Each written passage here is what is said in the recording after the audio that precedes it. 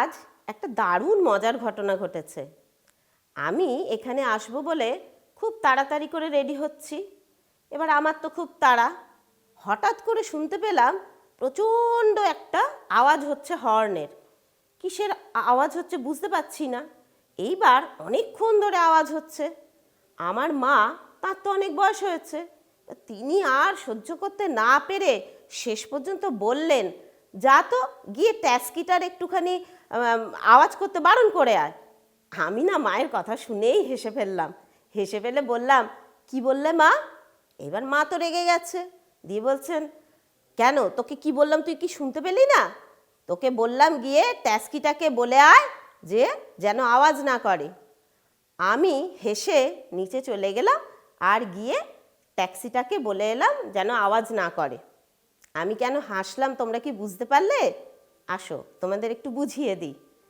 আসলে প্রথমে বলে নিই যে তোমরা কি রং করতে ভালোবাসো? আমি কিন্তু রং করতে খুব ভালোবাসি। আমার কাছে সেই জন্য এই এত বড় একটা রঙের বাক্স আছে। আমি কি বললাম শুনতে পেলে তো?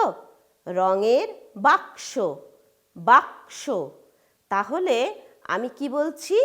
বা, তারপরে দেখো কি লেখা রয়েছে, ক, তার নিচে আছে ছোট্ট করে স লেখা আছে। সেই জন্য কয়ের উচ্চারণটা আগে হবে, শেষে কিন্তু দন্ত স-এর উচ্চারণটা হবে। আমরা কিন্তু কখনো বলবো না বাস্ক।